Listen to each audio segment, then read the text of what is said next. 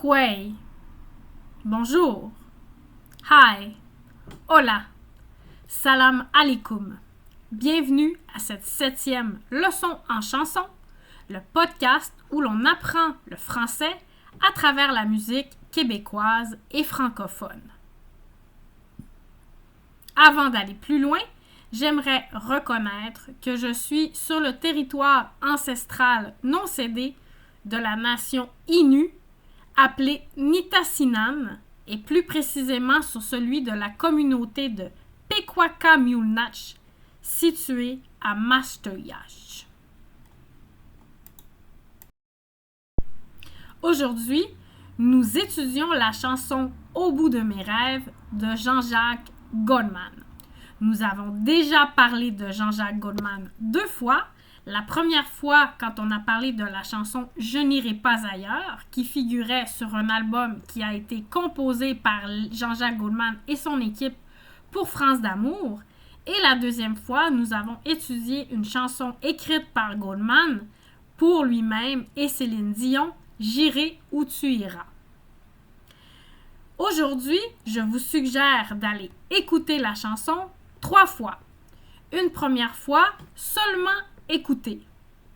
Une deuxième fois, en essayant d'écrire les mots que vous entendez. Une troisième fois, avec les paroles que vous pouvez lire dans la description ci-bas ou en imprimant les paroles et en prenant des notes.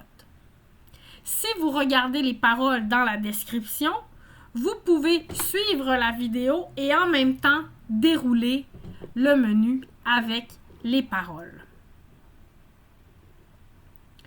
Je vous invite également à communiquer avec moi si vous êtes intéressé à participer au podcast comme étudiant, comme enseignant, comme artiste ou comme personne intéressée. Vous pouvez m'écrire un petit mot dans les commentaires. Je vous invite également à activer les sous-titres pour vous aider dans votre compréhension. Même si les sous-titres ne sont pas toujours exacts, ils peuvent quand même vous soutenir. On continue donc dans notre thème du rêve et du voyage aujourd'hui avec notre chanson de Jean-Jacques Goldman. L'auteur, compositeur, interprète est né en 1951. Il a 73 ans, bientôt 74 ans. C'est un des chanteurs pop les plus connus de sa génération, les plus populaires. C'est ce que nous dit Wikipédia. C'est un artiste dont 8 albums ont été certifiés diamant, c'est-à-dire qui ont été vendus à 1 million et plus d'exemplaires, ce qui est toujours un record inégalé en France. Il a composé de la musique pour des films, pour d'autres artistes, notamment Céline Dion, son album 2, qui est à ce jour l'album francophone le plus vendu. Il a également participé à titre, entre autres, de parrain au groupe Les Enfoirés, qui chantait pour un organisme humanitaire, les Restos du Cœur. Et sa chanson « Au bout de mes rêves » paraît en 1983. J'ai mis en description plusieurs versions. La version de Jean-Jacques Goldman originale, une version de Garou, une version avec Garou, Céline Dion et 2 autres chanteurs français, la version qui a été reprise par les académiciens de France à Star Academy 2023, mais la chanson avait aussi été chantée par les académiciens du Québec dans la première cohorte en 2003. C'est une chanson qui peut être utilisée pour les moments importants de notre vie, comme une remise de diplôme ou un mariage, pour célébrer une réussite. Et vous, quel effet vous fait la chanson? Est-ce qu'elle vous touche? Est-ce qu'elle vous interpelle? Quelles sont les émotions que vous ressentez quand vous entendez la chanson pour la première fois? Que pensez-vous du rythme, de la mélodie et du texte des paroles?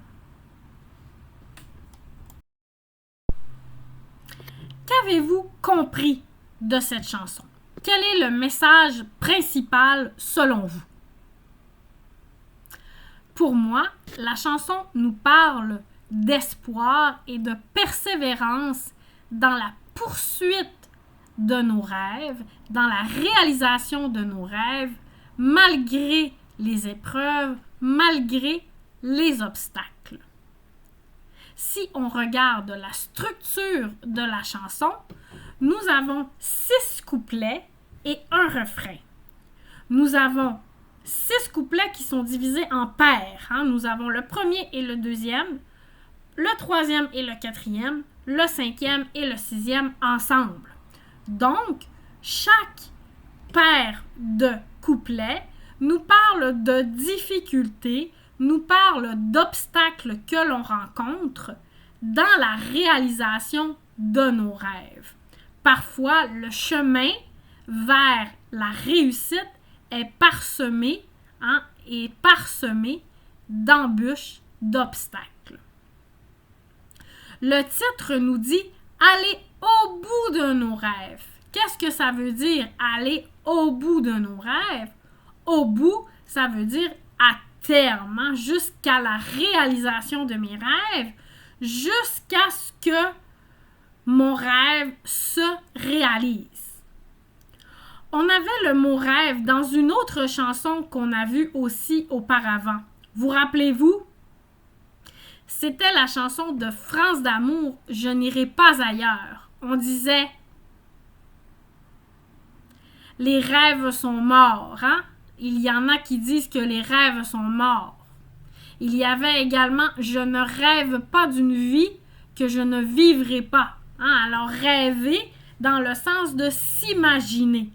Pas rêver la nuit quand on dort, mais rêver dans notre imaginaire, dans notre pensée. Alors, la structure, qu'est-ce qui nous interpelle? Qu'est-ce qui nous parle dans cette structure? Comme je vous disais, chaque couplet parle d'un obstacle et commence toujours par « et même si ». Même le premier couplet commence avec « et ». C'est assez surprenant une chanson qui commence avec « et ». Normalement, la conjonction « et », ça sert à additionner, à ajouter. Mais ici, on commence la chanson avec « et ». Donc, c'est un effet stylistique. Et même si, malgré un obstacle, malgré une difficulté, il y a des obstacles, mais je continue quand même, je persévère dans la poursuite de mes rêves. Donc, même s'il y a une difficulté, je continue, je poursuis, j'avance. C'est la structure. Le couplet « et même si », le refrain « je continue ». Toujours la même structure, la répétition qui renforce le message. Alors, nous allons commencer avec notre premier et notre deuxième couplet. Et même si le temps presse, et même s'il est un peu court, si les années qu'on me laisse ne sont que minutes et jours. De quoi nous parle cette strophe? De quoi nous parle ce couplet? Il nous parle du temps qui passe vite. Même si le temps passe vite, même si la vie avance rapidement. Alors, même si le temps presse, to be in a hurry. Hurry, c'est pressé. Même si le temps est court. Même si les années qu'on me laisse ne sont que minutes et jours. Alors ici, nous avons la structure ne, que nous avons déjà vu dans la chanson de Daniel Lavoie. Nous avons vu la chanson de Daniel Lavoie. La semaine dernière, on disait « Je n'ai jamais vu Rio qu'un pain de sucre sur les cartes photos. » Donc, je n'ai vu que les pains de sucre. On disait également « Je ne voyage que en mappemonde. » Je ne voyage qu'en mappemonde. Je ne voyage seulement qu'en mappemonde. Et aujourd'hui, on dit les années ne sont que minutes et jours. Alors, les années ne sont que des jours, ne sont que des minutes. Donc, les années paraissent, les années semblent vraiment courtes, vraiment rapides.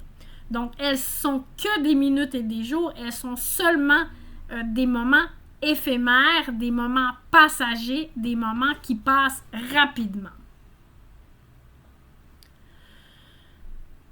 Notre deuxième couplet, il nous dit « Et même si l'on m'arrête, ou s'il faut briser des murs, en soufflant dans des trompettes ou à force de murmures. » Qu'est-ce que vous comprenez dans cette strophe, dans ce paragraphe? Ben d'abord, on nous parle de m'arrêter. Arrêter, c'est stopper. Alors, on parle d'une barrière, d'un obstacle, d'un blocage. Alors, on a parfois des murs qui se dressent devant nous et on ne peut pas continuer. En français, on dit « entrer dans un mur ». Rentrer dans un mur, ça veut dire se frapper à un mur, se frapper à un obstacle. Donc, parfois, les obstacles nous arrêtent. Ici, il nous dit « et même si l'on m'arrête ». Alors ici, on a un L apostrophe qu'on dit explétif. C'est un L qui n'a pas de fonction sémantique ou grammaticale. C'est un L qui sert simplement à éviter le hiatus, c'est-à-dire les deux voyelles consécutives. C'est des raisons d'euphonie pour faire une liaison plus fluide. Même si l'on m'arrête, c'est plus facile d'insérer une consonne pour prononcer. Donc, on l'appelle le L explétif. Il n'a pas de signification. Ce n'est pas le L article ou complément. Pronom complément. Non. Donc, même si on m'arrête, même si on arrête moi, même si quelqu'un, la vie, les obstacles me stoppent, et même s'il faut briser des murs, alors si je dois foncer, on avait dit ça déjà dans une autre chanson, si je dois foncer. Bon, on n'avait pas le mot foncer dans une chanson, mais dans une explication, on a déjà utilisé le mot foncer, ça veut dire aller dans la détermination, dans la persévérance, foncer. Alors, s'il faut briser des murs, comment on brise des murs? Ben, en soufflant dans des trompettes, souffler dans les trompettes, ou à force de murmures, en parler tout bas. Les murmures, c'est quand on parle tout bas, à force de murmures.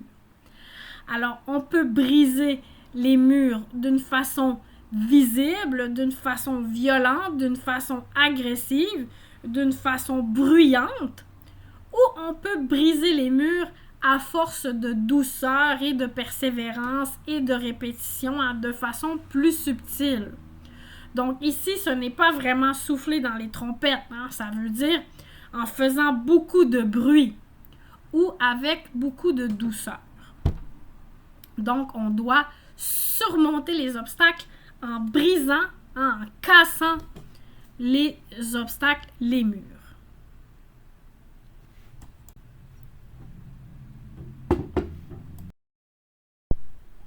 On arrive ensuite au refrain qui dit « J'irai au bout de mes rêves ». Alors ici, on retrouve le verbe « j'irai » qu'on avait dans la chanson « Je n'irai pas ailleurs », qu'on avait dans la chanson « J'irai où tu iras ». Alors ici, c'est le verbe « aller au futur ». J'irai, tu iras, il ira, nous irons, vous irez, ils iront. C'est le verbe « aller au futur ». J'irai où? Au bout de mes rêves. Alors, c'est comme si les rêves, c'est un lieu. C'est une métaphore pour dire que je vais aller quelque part. Je vais aller au bout de mes rêves. Tout au bout de mes rêves. Alors, au bout, ça veut dire à la fin du chemin, tout au bout, ça veut dire all the way to the very end. Hein? On arrive jusqu'à la toute fin.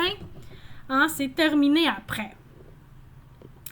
J'irai jusqu'au bout de mes rêves où la raison s'achève. Hein? S'achever, c'est un verbe pronominal, hein? Un verbe essentiellement pronominal qui veut dire se terminer ou finir. Hein? Là où la raison termine, là où la raison finit, hein? Là où il n'y a plus de logique, là où il n'y a plus de rationalité. Hein, ce n'est pas la tête, ce n'est pas la raison, c'est le cœur qui parle. Je suis mes rêves, je suis mon cœur et je fonce malgré la logique. Donc, j'irai au bout de mes rêves, tout au bout de mes rêves. On répète ici, qui donne un effet, encore une fois, de répétition, de persévérance. Hein? On répète 2 fois le refrain. Ensuite, on arrive à notre 3e et 4e couplet. 3e couplet.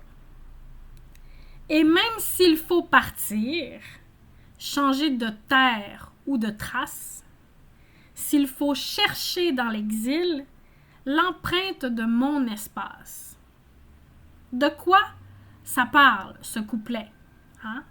Ça parle de partir, ça parle de s'en aller, ça parle de quitter notre confort, notre zone de confort, notre chez-soi, hein, ça parle de quitter notre terre natale pour aller vers d'autres horizons, vers d'autres lieux. Hein.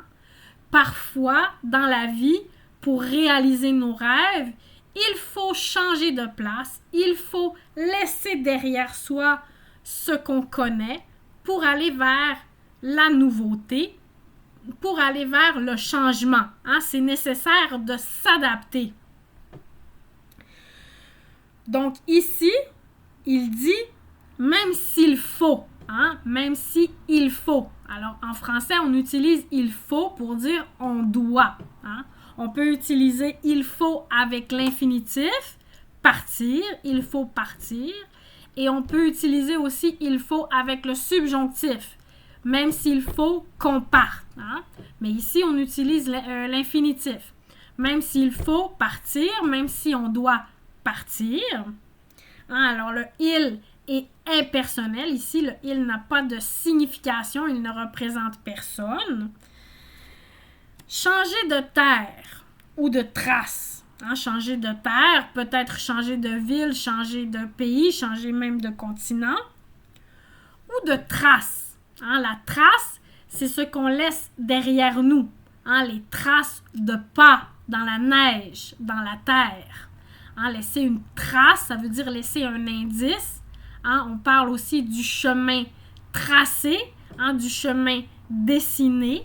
On parle du tracé d'un train, par exemple, le tracé d'une route. Donc, quand on parle de changer de trace, hein, ça veut dire changer de chemin, changer de route. Hein, laisser la trace et aller ailleurs. Hein? Alors, on parle d'aller ailleurs.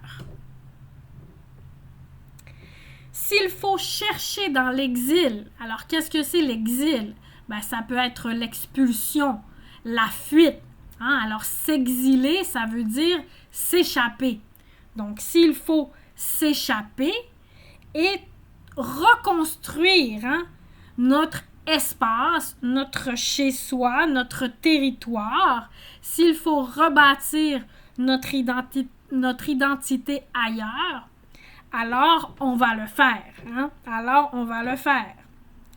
Une empreinte, c'est comme une trace. Hein? Une trace qu'on laisse dans la neige. Hein? Une empreinte, quand on prend nos empreintes digitales. Hein? Alors c'est laisser notre trace. Donc je dois quitter mon espace actuel et aller dans un autre endroit, dans une autre place, dans un autre lieu ailleurs pour reconstruire mon espace, ma place, faire ma place, mon identité.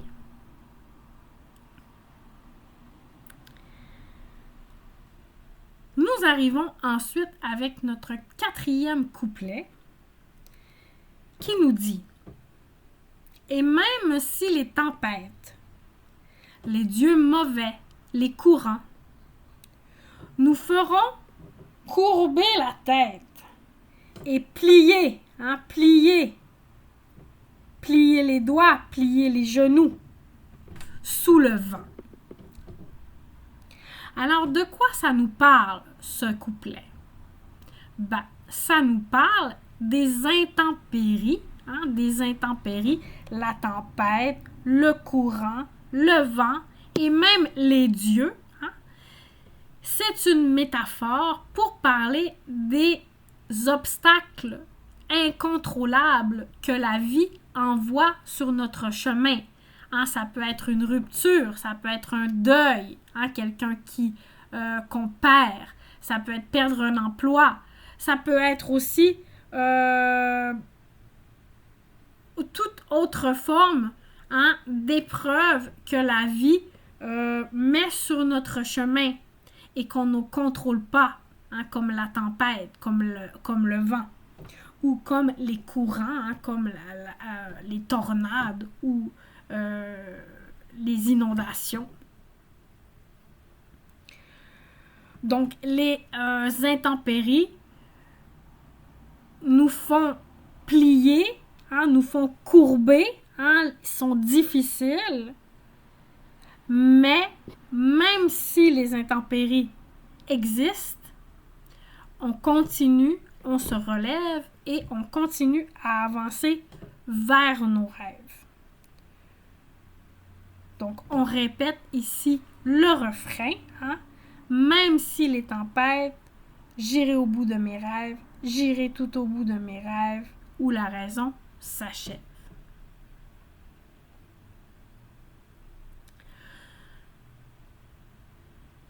Le 5e et le 6e couplet, ils sont ensemble. Ce n'est pas deux idées différentes, c'est la même idée qui se continue. Donc, il y a une continuité dans le 5e et le 6e couplet. On dit « Et même si tu me laisses au creux d'un mauvais détour, en ces moments où l'on teste la force de notre amour, je garderai la blessure au fond de moi, tout au fond, mais au-dessus, je te jure, que j'effacerai ton nom. » De quoi nous parlent ces deux couplets?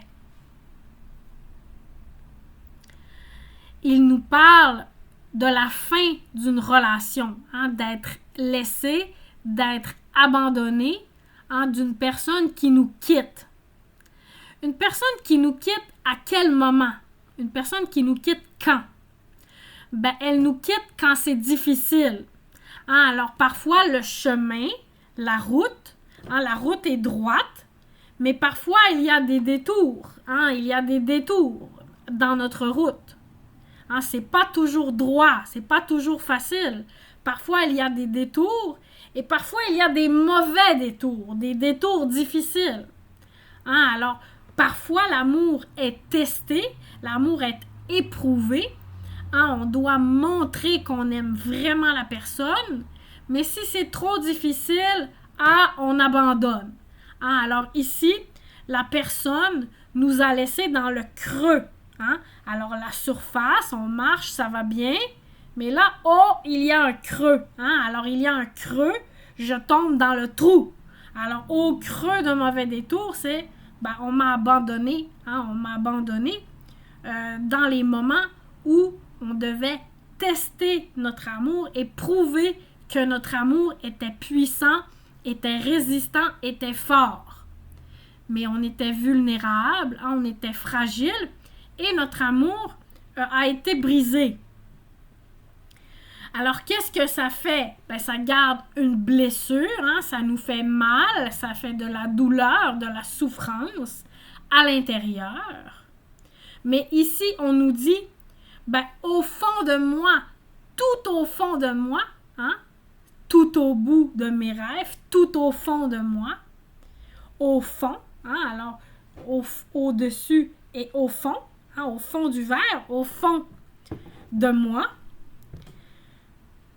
je garde la blessure, mais en surface, sur le dessus, à l'extérieur, je vais effacer ton nom, je vais t'oublier. Alors, je ne vais pas penser à ça, je ne vais pas nourrir la blessure. Je vais garder la cicatrice, la trace, mais je vais avancer vers mes rêves, je vais continuer malgré la blessure, malgré la douleur. Alors ici, il y a un contraste entre la profondeur de la souffrance et la détermination, la persévérance à continuer malgré tout. Et finalement, on répète, j'irai au bout de mes rêves, tout au bout de mes rêves, où la raison s'achève, tout au bout de mes rêves. On a une rime et une répétition ici. Voilà, alors cette chanson nous parle de continuer malgré les obstacles jusqu'à la réalisation de nos projets, de nos rêves, de ce que nous voulons faire dans la vie, malgré le temps qui passe rapidement, malgré les obstacles, malgré les intempéries de la nature, malgré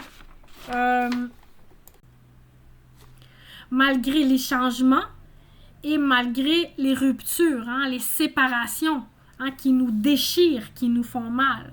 Malgré tout ça, je continue, je poursuis mes rêves et je vais jusqu'au bout de mes idées. D'accord? Je vais jusqu'au bout de moi-même. Aller au bout de soi-même. C'est une expression aussi qu'on utilise en français.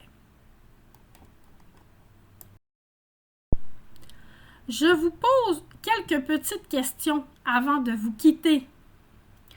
D'abord, que veut dire en soufflant dans des trompettes ou à force de murmures? 1. Qu'est-ce que ça signifie? Qu'est-ce que ça veut dire? Et 2.